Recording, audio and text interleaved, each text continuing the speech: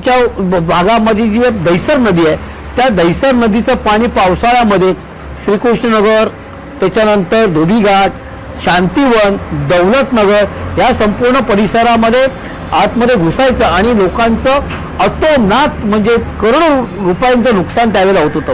तर त्यावेळेला आपण दहिसर नदीचा जो आपण एक प्रोजेक्ट घेतला तो संपूर्ण दहिसर नदीला आज आपण संरक्षित भिंत बांधलेली आहे आणि त्या संरक्षित भिंत बांधल्यामुळे असं झालं की जो आजूबाजूच्या परिसरामध्ये जे पाणी पावसाळ्यामध्ये पसरत होतं ते पसरायचं पूर्णपणे बंद झालं आणि आज लोकांचे जे करोडो रुपयाचं जे नुकसान व्हायचं, जे दुकानदारांचं, राहणाऱ्यांचं, आमच्या रहिवाशांचं, ते कायमस्वरूपी बंद करण्यामध्ये आपण यशस्वी झालो.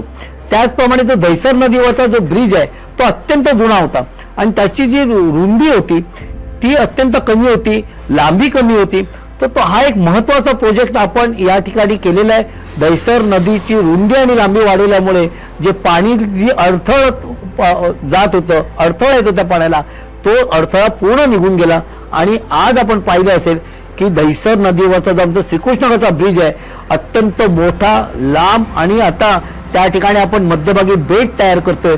तर अत्यंत सुशोभिवंत असा ब्रिज आपण त्या ठिकाणी बनवण्याचं काम आपण केलेलं आहे आणि त्याचा फायदा असा झाला की शांतिवन परिसरामध्ये जे पाणी घुसत होतं ते पाणी कायमचं घुसण्याचं बंद झालं आणि लोकांनी एक सुटकेचा श्वास घेतलेला आहे असं मी निश्चित सांगू इच्छितो.